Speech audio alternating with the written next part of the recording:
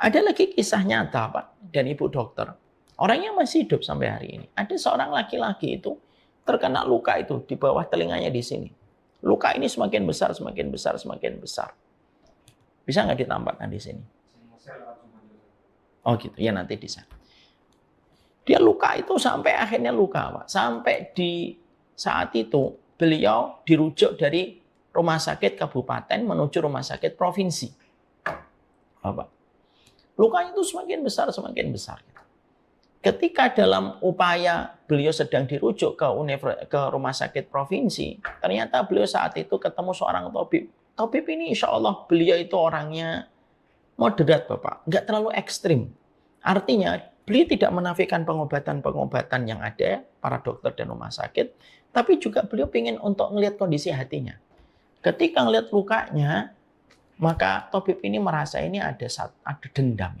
Terus ditanya, Ditanya, Bapak punya dendam atau tidak? Nanti kalau ada yang pengen ngelihat, ini saya di-share oleh bagian admin di Zoom. Maka tabib ini bertanya sama beliau, Bapak punya dendam atau tidak punya dendam? Maka beliau mengatakan, pertama kali beliau denial. Saya tidak punya dendam. Bapak punya dendam enggak? Saya nggak punya dendam. Bapak punya dendam enggak? Saya nggak punya dendam.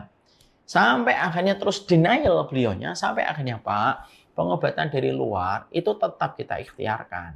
Tapi bagaimanapun kita harus memperhatikan kondisi hati Bapak itu ada sesuatu atau tidak. Kalau ada PR yang belum selesai, sebanyak apapun pengobatan dari luar, kalau hatinya belum selesai, sulit pengobatan dari luar itu akan memberikan kesehatan. Walaupun semuanya berpulang kepada kehendaknya Allah.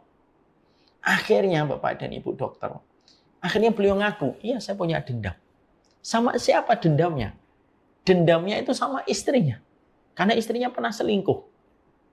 Jadi istrinya pernah selingkuh, tapi tidak sampai terjadi kontak fisik. Cicat itu, istrinya selingkuh sampai akhirnya ketika selingkuh itu ketahuan. Sang suaminya marah, kecewa, tapi istrinya minta maaf. Dan bertobat, istrinya betul-betul bertobat. Ketika istrinya sudah bertobat, qadarullah masalahnya cuma satu, Bapak. Laki-laki yang menjadi selingkuhan istrinya itu satu kampung dengan mereka. Sehingga akhirnya ketika sudah memaafkan, dia kalau keluar rumah, ketemu di masjid, kelihatan orang itu. Kalau ke pasar, lihat orang itu. Kalau pas alun-alun, kadang-kadang ketemu orang itu, lukanya tidak pernah sembuh. Lukanya basah terus ketika melihat orang laki-laki itu yang ketemu terus karena satu kampung. Dan ketika beliau menceritakan itu dalam kondisi istrinya yang nemenin beliau aja kaget. Loh Bang, kamu masih dendam sama saya gitu.